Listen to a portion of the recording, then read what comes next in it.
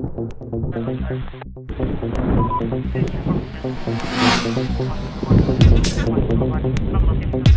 there, everybody, and welcome to a special podcast between Android and iOS and Android Central and iMore. I'm Phil Nickinson, if you don't know me. That guy over there, which way? That way.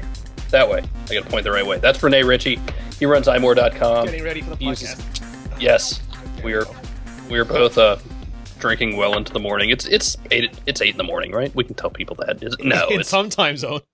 Yeah, somewhere it's 8 o'clock. No, it's the day after the historic, if you want to call it, verdict from California with the iPhone, with the Apple and Samsung lawsuit, patent suit. So Rene and I need to talk about it a little bit. And actually, we haven't talked all that much about it. I mean, we chatted a little bit last night, but we made fun of it a little bit last night. Yeah, I mean, I was just exhausted from following it, and people were giving us a hard time because we weren't posting every other thing. And let me explain why. I'm not there. A lot of really good people were writing a lot of really smart stuff on that, and the last thing I want to do is reblog their stuff. Like, that doesn't appeal to me at all. Go read their stuff. There's a lot of really, really good stuff out there, and that's what I've been, doing for the past 12 hours, is reading as much as I can. But you did give the bump to Alyssa Milano. That was very polite of you. Oh my God! What the hell was that? She retweets like CBS News or somebody, and then leaves me hanging. I thought she broke that herself. And that's the last I heard from her. It's like, damn it, Alyssa! If you're gonna break the news, break the news. No, she did. So, she said she was on a party boat with her mom, and it was awkward. So it took her a while to break the verdict. It's you don't have to reblog everything in the world. That's inside baseball, though, and that's not what we're here to talk about. But it's not that we don't care. Although I actually just got through writing 600 words or so saying I don't really care. I don't care. Let me tell you why and how much. Yeah. I mean, you'll read those on Sunday. So, Rene, you want to give a little bit of background about what's happened? I mean, do it in 2,000 words or less. Yeah. So where did this start? How did we get to where we are now? Apple suits. So the timeline, as far as I understand it, and like Phil said, we weren't there, and probably the people who even were there, they only have the context that they saw. But based on our understanding, Apple at a certain point decided that the direction Samsung was going with their cell phones, their smartphones, was a little too close for comfort. And Samsung is a huge partner. I think Apple and Samsung are amongst each other's biggest partners. They have billions of dollars in component business. If you break open an iPhone, you will find a lot of Samsung. Is that a dirty little secret, Phil, or is that commonly known? No, that's business, especially in the tech world, right? I mean, Samsung is a supplier, LG is a supplier. Sharp, all these people. Yeah, I mean, just all these components, and I have no idea what, and those are like the three that I know of, right? And I mean, how many others are out there? We cross-license patents from Microsoft. Shh. Yeah, companies that do business and compete. I mean, that's the way it works, right? So, the phones we're talking about, for the most part, are older phones. Yeah. They're, first generation Galaxy S, which for me is like a lifetime ago. Well, that's when it started. I mean, like the story is that Tim Cook, who back then was Apple's operations guy, and Steve Jobs went and spoke to Samsung and said, look, we would really appreciate it if you made your phones look visually different. Take a look at these Motorola guys, these HTC guys, make them look like them, copy them, not us. And they were at an impasse. Samsung felt that, that they weren't copying, that that's the way a cell phone should look. And Apple felt that there were other ways to make a cell phone look. And so I forget the date exactly. Let me just take a quick look. April 18th, 2011, Apple filed a lawsuit. Eventually they would file several around the world, and Samsung would counterfile around the world. But Apple basically called Samsung a copyist. They said that rather than invent their own stuff, they wanted to make products that looked as much like Apple's as possible, because that would save them a fortune in marketing and mind share. And they said it was not coincidental that Samsung, eventually they would go on to say that Samsung was achieving a huge amount of success, and it was coincidental that they were doing it in an Apple-like manner. And remember, these were phones that were released a year prior to that. Yes. I remember I was at the announcement event at CTIA for the original Galaxy S, and then later that summer, I think it was in August that summer, so I need to go back and look at the date. It could very well, be like this week or whatever, for the 4 versions, the 4 US versions. So this is not like a device that was released a week ago and, hey, it looks like an iPhone. No, I mean, the core system moves incredibly slowly. And I would even argue, I'm getting ahead of myself, but I would argue that Samsung's latest offerings are far removed from the stuff that Apple was suing over. Right. Which isn't something to be lost. So they have been waging these patent fights in many countries, and a lot of them, Apple's won a few. They've had a couple of their patents validated. They've lost a few. In Korea, day before yesterday, the Korean courts ruled basically that both Apple and Samsung were guilty of infringement, but they gave them insignificant damages. And that was interesting because Apple basically won on design and utility patents, and Samsung won on what's called FRAND patents, fair, reasonable and non-discriminatory patents, which are standards essential. And I don't know if it's worth getting into that at all, Phil, but there's different kinds of patents. Yeah, I mean, a little bit, right? So there's a patent on, think of it as two different kinds of patents. One is, hey, we made the iPhone, and we made it, it's an original thing. We want to patent these parts of it, because, you can't just patent an iPhone, right? Yeah. Or can you? You can patent aspects and things about it. So there's that. And then you have FRAND patents, fair and reasonable, whatever. Non-discriminatory, That's to say, like, you can have a patent on the way a cell radio works. And that's actually the crux of a lot of these FRAND things is, you can't keep people from using this sort of technology that needs to be used. Well, you agree to, if you want to be part of the standard, you have to agree to license the technology that enables that standard.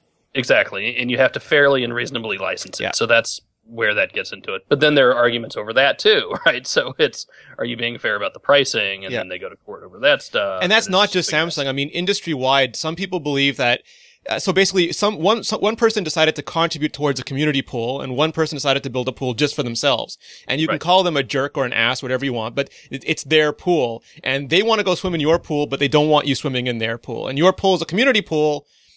And what's happening now is that some companies, Samsung included, say that if you want to license their standards essential patents, you should be willing to cross-license your proprietary patents. And people can reasonably disagree about this. This is not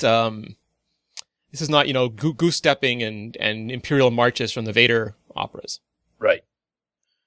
So all of these things kind of finally came to a head, and I think people probably aren't talking enough about it. Normally things like this settle. Right. Yes. It's not all that often that you see, trials like this go to, or cases like this go to trial. And, a couple of reasons for that. One, it's expensive. Yes. It's expensive for everybody, right?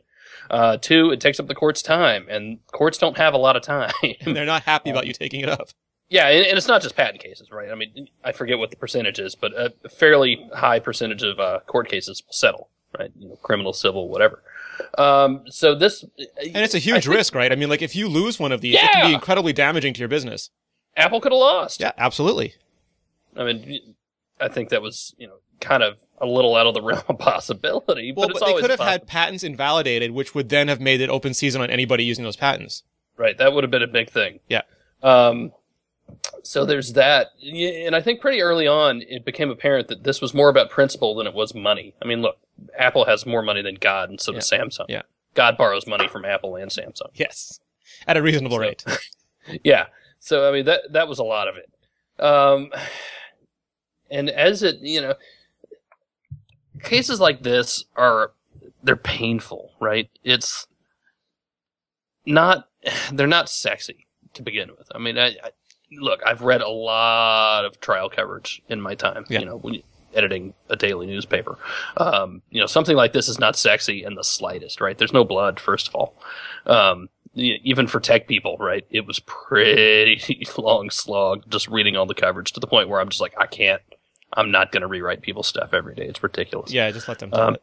And then getting to the verdict, I'm still like, and we still have a long way to go, right? So we still have appeals. They still have the injunction hearings to have, there's a lot of things to happen. So what was it, like 3-4 weeks of testimony? Yeah, 3 evidence, witnesses. It was, it was a long trial. What was really interesting to me, and I need to ask people who know more about this than I do, I'd never heard of a trial set up where the judge says, all right, each side has X amount of time to talk about something. Well, she cracked the whip on them. I mean, she gave them very definite delimiters. She gave them very stringent timelines. She got angry with them. She once accused the Apple lawyer of being on crack, or asked him if he was on crack, which he denied in court. That was the other thing. And again, I'm not there. I'm not any sort of expert in all this, but you hear, cracks like that and you're just like, really? I mean, this is going, okay. Well, this is what I asked you. Is our society just so used to watching television that we kind of think we're always on television and behave like we're on television? Yeah. And look, I mean, you can, my dad's a judge, right? So I used to give him a hard time, especially back in the OJ trial days. I'm like, do people really act like this? And, yes, some judges act like this. And it's, I know a few judges well enough and have seen them in and out of court enough to know that they can act one way in court and like normal people outside, and some let it, blur a little bit. But even then, I'm not reading too much into that. So when Judge Coe made that "Are you all on crack" thing, and everybody freaked out about it, it's like, that has nothing to do with anything in this case here, right? So everybody needs to get over that. But really, let's fast forward a little bit, because we're talking a lot about what got us there. Yeah. But now we have the verdict, right? And basically, Samsung got its ass kicked. The vast majority of phones, and there were like 700 different things. Yes. The jury had to rule on, all right, here's a patent. Here are the 10 or 15 phones that Apple's saying you infringed on. So you have to go through each individual, every single one. And that's what they did. So Apple was found to, my wife. So, Apple was found to have infringed on most of them, right?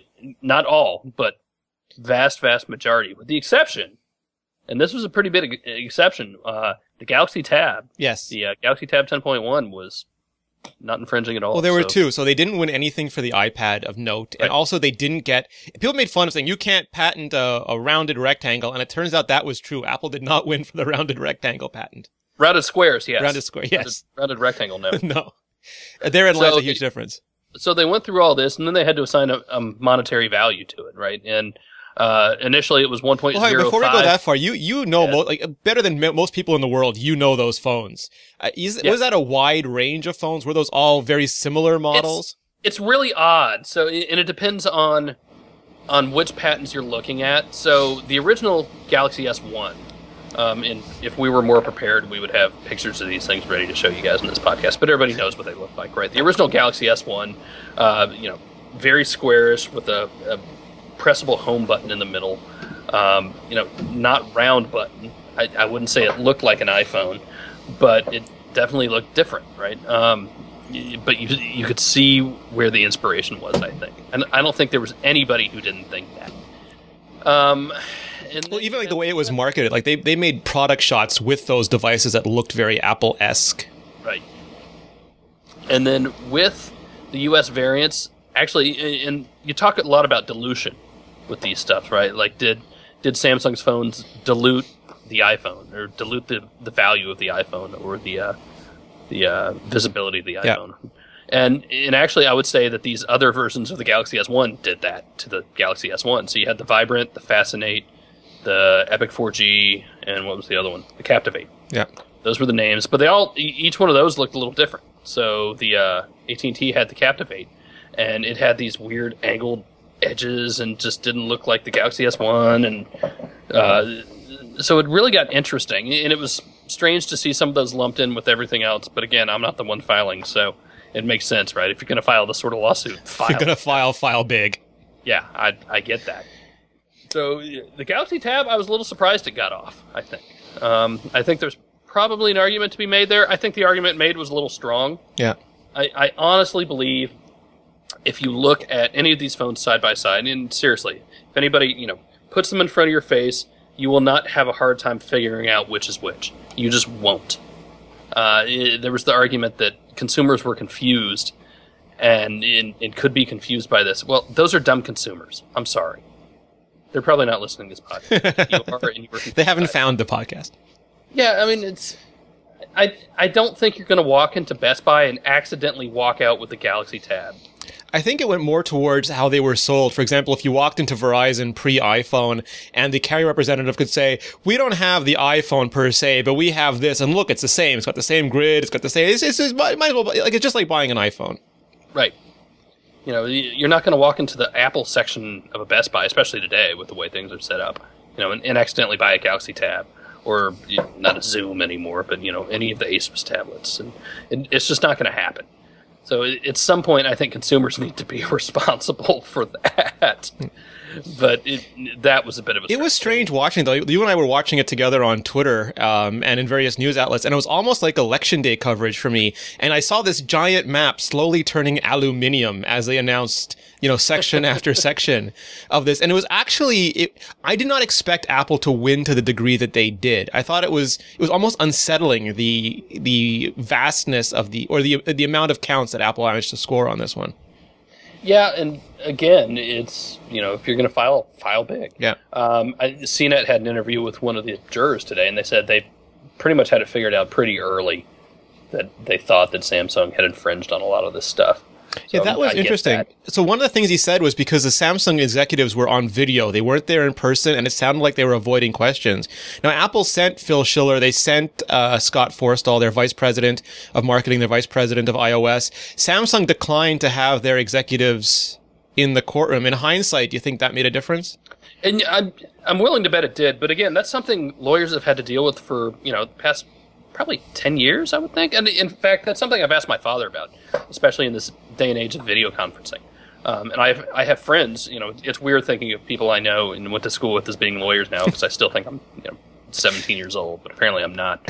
So I know people who travel 10 times more than I do and still have to go out and do depositions and see people face to face. And there's a reason for that, right? There are things and nuances you get that you just can't get over video.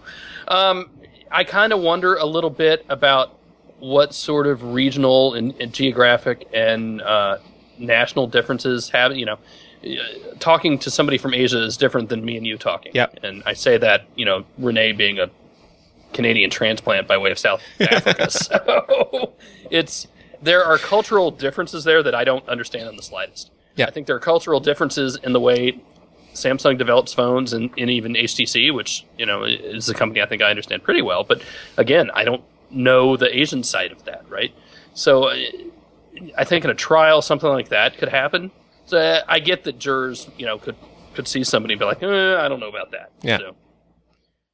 Yeah, it was. There was also a bunch of documentation that the jury said was I guess helped sway them, and it was, I forget the number, 171 pages or something, but it was basically a Samsung Analysis Pro iPhone of what their pre-iPhone phones did and what they needed to do to be more competitive. And that was read as, instead of being competitive analysis, as being almost like a blueprint towards more closely assimilating iPhone look and feel. Yeah, it's dangerous to think that a little bit. I mean, that's kind of standard industry stuff. I've been told, in fact, I know a couple people who do that for a living, right? So I get that. I mean, that's the sort of thing you need to do when you're developing a product. So again, you got to be a little careful about how that's. Well, we found out Eddie Q testified that he went and bought a Tab 7 and thought a small tablet was a great idea. And exactly. So, and I don't disagree. That one will be continued.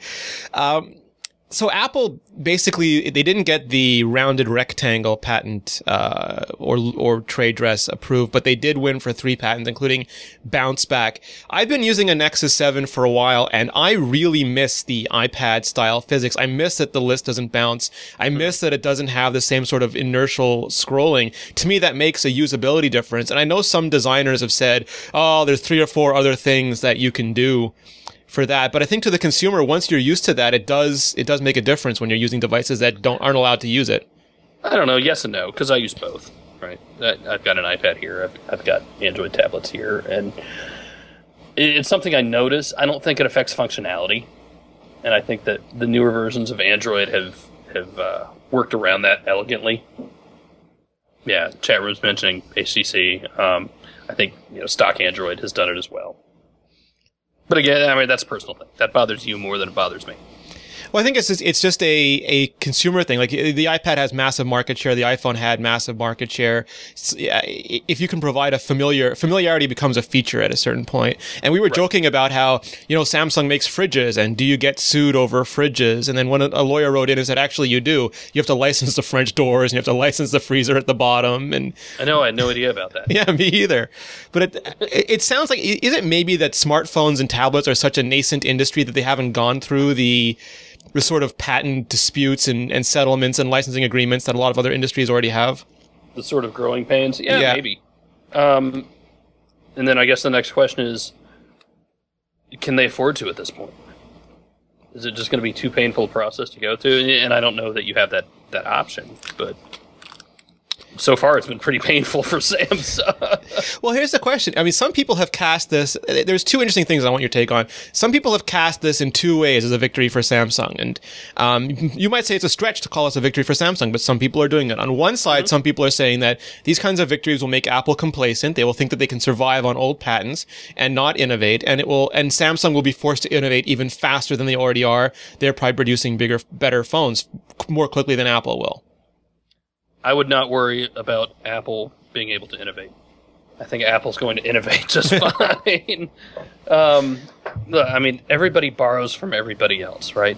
The iPhone, especially as you see feature improvements, the iPhone borrows from other OSs. Android has borrowed from other OSs. I think the guys who developed WebOS are kicking themselves every time something new comes out. Well, thank you for your notification center, Phil. We appreciate it. Yeah, you're welcome. The question is, what is patented and what is not at that point? Apple got a whole hell of a lot of stuff patented. Yeah. Well, the other thing that they said that might be a benefit to Samsung is that they are still by far they're the biggest phone maker in the world. They have blasted by every other Android manufacturer, and if the price of being the biggest phone maker in the world is $1 billion to Apple, that's not a very big price. Right. No, and people are worried that, this is not going to be the death of Android, right? Because, first of all, this was not Android on trial. Yeah. These were specific Samsung phones on trial. Where it's going to get interesting are with the injunctions, right? Or with which of the phones that were in the trial were enjoined. Am I as worried about the Galaxy S3? I don't think so. I don't think, the trade dress isn't going to be an issue. I wonder about the timing, right? I wonder how much this would be different if Samsung came out with these phones right now without it being, not immediately after the iPhone came out, but it's pretty darn quick, right? Yeah. We saw the leap from something like the Samsung Omnia, which was, a POS Windows mobile device back in the day. Remember, that's what I used to cover. Yep.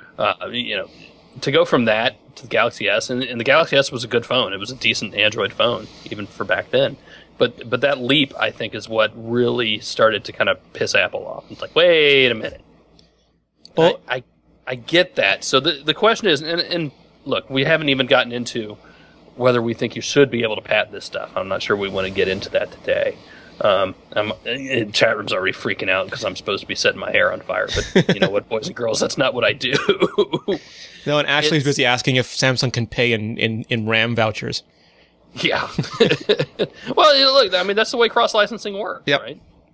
Well, so here's the interesting, like Apple said that we spent 5 years building this technology and they used almost like that famous West Wing line. The first one cost $2 billion. It was the second one that cost $100. So that by emulating the iPhone to the extent they allege Samsung emulated it, they saved years and billions of dollars based on Apple's work and not based on their own work.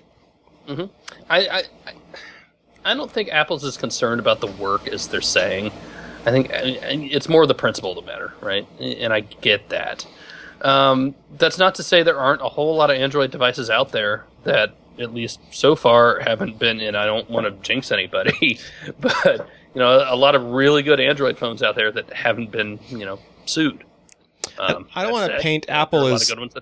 I don't want to paint Apple as overly emotional either, but if you look at the history, I mean, they lost badly to Microsoft in a very similar situation with Windows where they felt that, and people will say that Apple took from Park, but Apple actually licensed Park and they spent years making the Macintosh, and the Macintosh OS is different in kind than the Star OS that ran on Xerox Park. And they felt that Microsoft had come in and basically leveraged their work, and they sued and they did not win, and eventually they settled. And Apple did not want that to happen in smartphones. And at the time, Eric Schmidt, then CEO, now executive chairman of Google, was on Apple's board. And if you remember, there was a conversation, the story about Eric Schmidt driving and getting a phone call from Steve Jobs when he saw the latest Android prototype.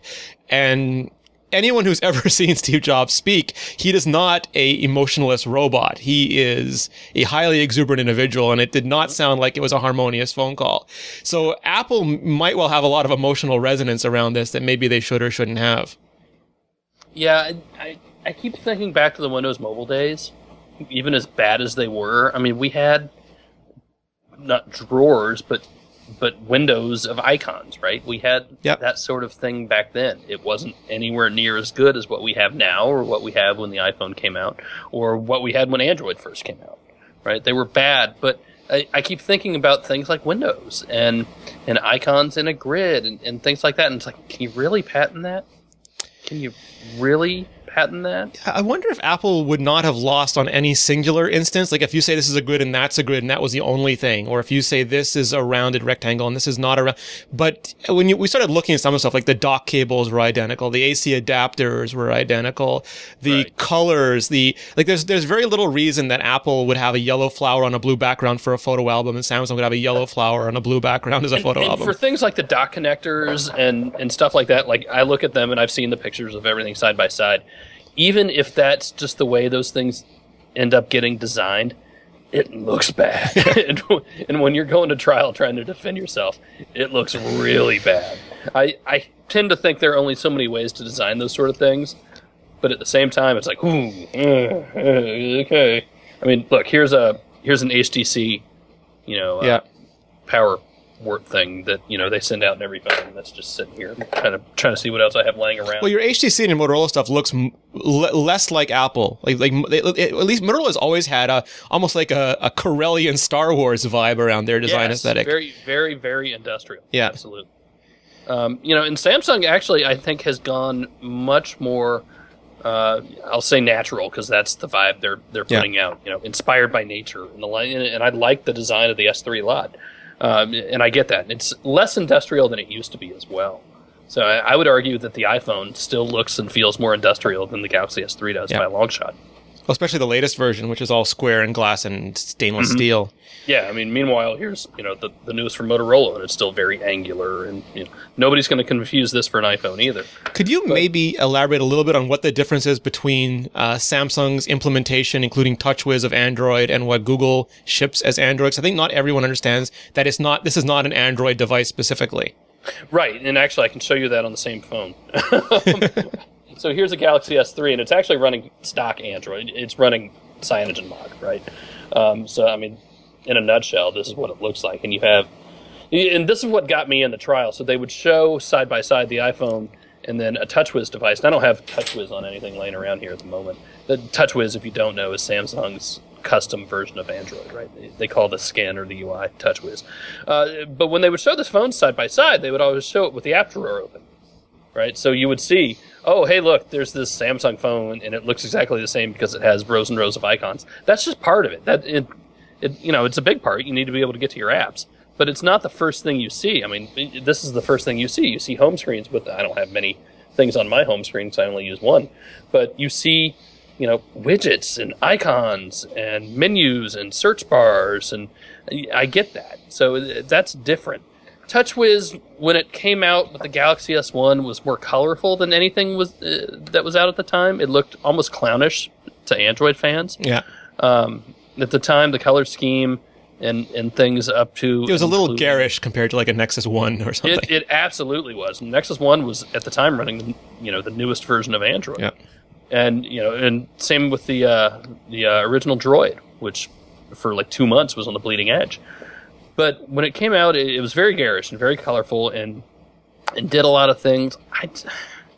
I think what I think looked more like the iPhone than anything else. I get the button scheme. I get that argument. At the time, everybody had physical buttons of some sort, whether they were capacitive and stenciled on, or whether they were physical buttons. And Samsung had physical buttons in the Omnia, back in Windows Mobile as well. HTC had physical buttons, but I don't recall any of them being like a main home button and then other buttons on the side. A lot of them had like the four direction D-pad and the button in the middle. You would have a Windows button. Yeah. In between the call and the hang up button, we still had those on our phones. Right. I mean, there was some stuff, but not the one button in the center.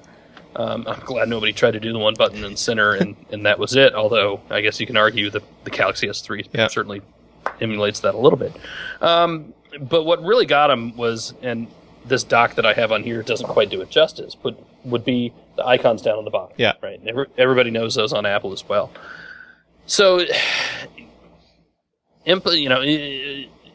being awarded a patent on something like that, I get. I think I understand that argument. Again, I need to do a lot more thinking about what I think needs to be allowed as a patent, and I'm not an expert in any of this stuff. So and it's also like none of these patents, or at least the one, again, I'm not a patent attorney, I don't know these things, but it looks to me like none of the behavioral, like the bounce back or some of the look and feel stuff, isn't anything that Samsung could fix with one software update. Right, exactly. And that's stuff that they're already working around. Neil from The Verge did a really good post coming out of Mobile World Congress this year that I thought was brilliant. Showing here are the things that were just announced, and here's how they're already working around those patents.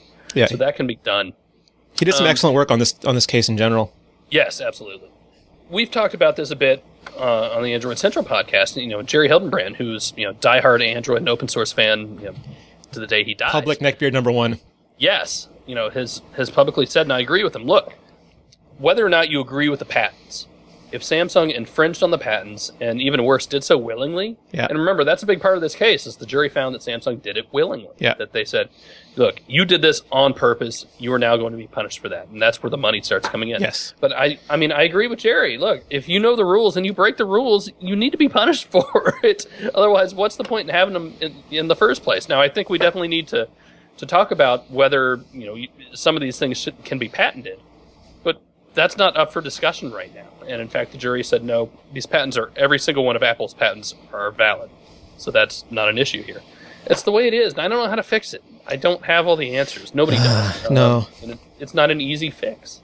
No, but the willful part is interesting too, because Apple will go back and ask for treble damages in some of the areas where they can get them, and Samsung's going to ask, because this is, like you said in your post, this is not over. Samsung's going to march back into court and ask the judge to set aside the verdict, or to reduce the damages, or to negate part of the damages. Apple's going to ask for a ban. They're going to ask for treble damages in certain areas, and because these patents were ruled valid, remember, Apple stripped down the amount of patents. They made a much smaller case.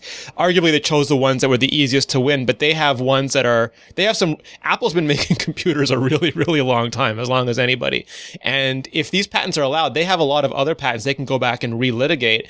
And I know there's been a lot of talk about settlement, Phil, and, Tim Cook, and I forget how to pronounce the gentleman's name from Samsung, but Samsung's CEO have had at least 3 meetings. They had a phone call right before the jury verdict. They have not been able to come to a settlement. The rumor has it that Apple offered them a license, which sounded stupid expensive, but was actually knocked down a lot on a per-device basis. They even credited them $10 for being a Windows licensee. You think this is more impetus to settle and get this behind both companies? Part of me wants to say I hope so, just because I hate talking about it. I want to get back to talking about phones and apps and the cool stuff and the really important stuff. And then, not that this stuff is unimportant, but it's depressing. Yes. It's just not fun. It's the worst part of the beat. And on the other hand, I understand it. If Apple truly feels like this stuff was stolen, and I hate saying copied, it sounds like everybody's in 5th grade looking over each other's shoulders. And that's probably not too far from the truth. What's the answer to question 7? Yeah. I want everybody to get back to work. Yes. That's what I want. I want Samsung to make good phones. I want HTC to make good phones. I want Motorola to make good phones. I want Apple to make good phones, right? I mean, I don't think there are any Android fans out there who could honestly say this space would be better if Apple weren't in it today. Well, I think that's an important thing. Like, we can see, like, from some of the comments that people are upset that we're not fighting and arguing, and like you're not. Yeah.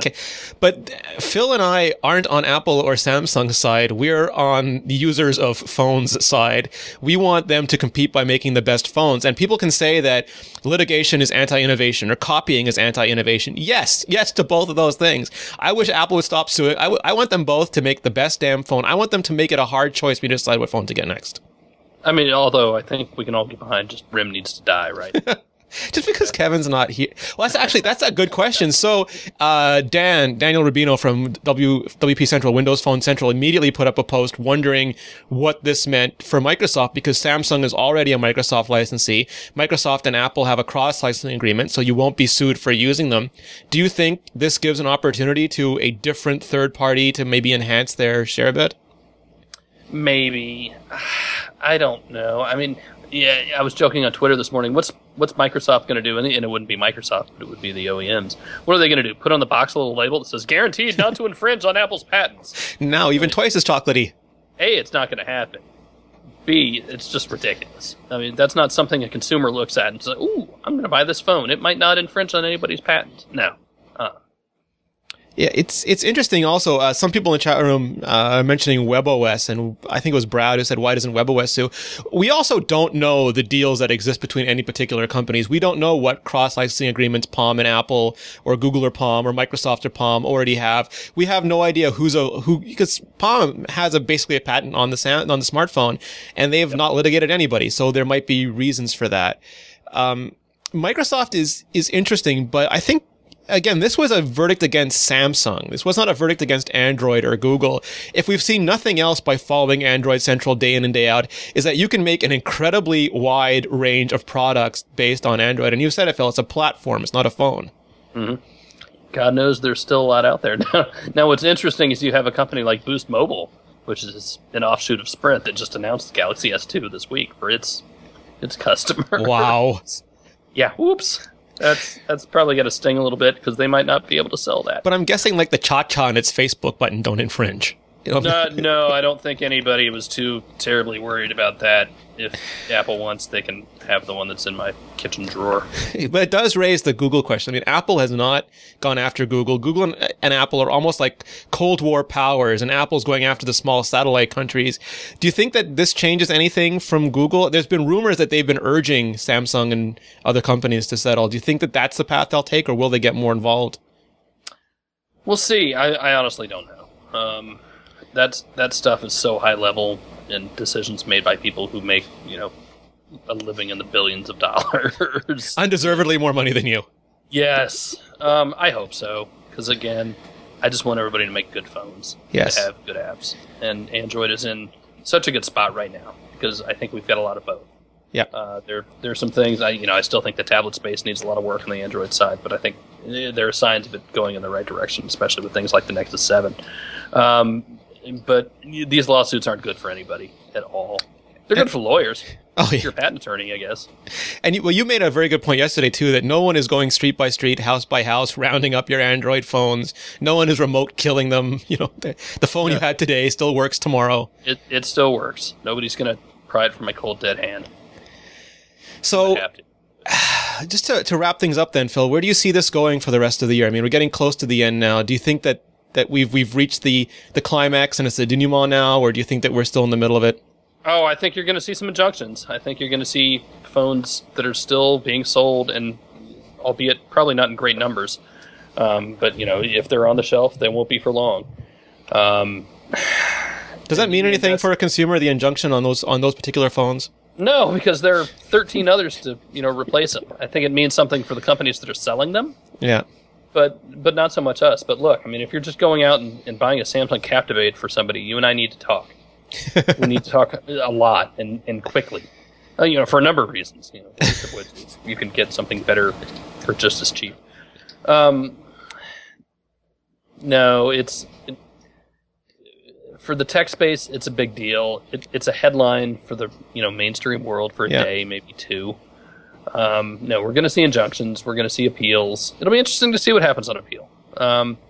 I think I'm a little biased in that respect because I worked for a newspaper that once got sued for $2 billion. Wow. Ended up losing, and it was a ridiculous law that we were being sued against. And we ended up losing, I think the verdict was for like $43 million, and it got turned around on appeal because it was a ridiculous law that was still in the books here in Florida. So I tend to look at these things with, my glass is half full. Like, hey, it's not over yet. So it's possible, things could change on appeal. I don't know. I don't know the federal system really at all or how that could work. I can almost guarantee injunctions will happen, though, because Judge Koh has slapped those on Samsung before and pretty quickly. And those are interim injunctions that we're talking about. Right. Do what? Those are interim injunctions that we're talking about, right? The immediate ones. Yeah, those are preliminary injunctions. So you enjoin them now. You pull them off the shelves now, and then wait and figure it out later. Right. So the judge believes that yes, this is going to hold up. Let's get them off the shelves now. And I understand the argument for that, even if I don't like it. Yeah, and once again, and I hate to be that guy, but this was one case in one jurisdiction. Yes, it's the U.S., which is an incredibly important market, but Samsung and Apple are suing each other in the EU, in Asia, all over the world, and Apple and Motorola, Apple and HTC. Just a while ago, Apple lost a lawsuit to Nokia, or actually they settled. Nokia sued Apple and Apple settled that lawsuit. And RIM and Palm have sued each other. This has been happening for years. It's not a new thing, and it's probably going to happen for years more. Yeah, it's not going to change until people start settling or really coming up with new designs that don't go anywhere near these patents, or eventually the patents are going to expire. Yeah. And it's open season. Which I think there's still 10 years left on some of the basic Apple ones, but that's right. Not an eternity. No, it's really not. And look how quickly the space changes within the space of a year. And look at the desktop market. You very rarely hear about anyone suing each other over a computer anymore. So these things, like Microsoft and Apple had a cross-licensing agreement. They were two of the biggest rivals in the industry. It's not impossible to imagine that in a few months or years, the same will be true of Apple and the major Android and Windows manufacturers. Yep. Any parting words, Phil? I love you all. You're all great people. I don't hate Android. I love Android. Are they upset we didn't fight more? I know, they really are. Apple sucks. Samsung for life. Was that better? Did that make anyone feel happier? I want a Samsung iPhone. Why can't anybody do... Oh, wait. Well, I joked on Twitter last night that Samsung should have bought Palm. That would have probably made a lot of this easier. Yeah. No, I mean, it's important stuff. We're going to keep talking about it. But... Yeah. But we'll do it in small doses and hopefully not have to do anything like this again. Yes. Phil, where can people find out more about you? Every day on Android Central, at Phil Nickinson on Twitter. Google.com/Phil Nickinson. Yeah, how did you get that? I have no idea. I'm special. Case of scotch. By not hating Android. How about that, chat room? Yeah, Phil's actually a journalist first. Is that hard to believe? I know. It's take the boy out of the newsroom, can't take the newsroom out of the boy. I have scars to prove it. And you can find me at Rene Ritchie on Twitter. You can find me at iMore.com. You can find me at Google+, but I don't have a vanity URL, so you got to search for me. And you can find all of us at Mobile Nations. Phil's at Android Central. I'm at iMore. And you can find all of our shows at mobilenations.com/shows, including the Android Central podcast, the baddest ass Android podcast on the planet. Woohoo! And the iMore show every week. Check those out. Phil, thank you so much for spending what should have been a beautiful weekend talking about patents with me. I'm going outside now. Good. Let's barbecue some stuff. That's what we're going to burn. Yes. All right. See you, everybody. Thanks, everybody.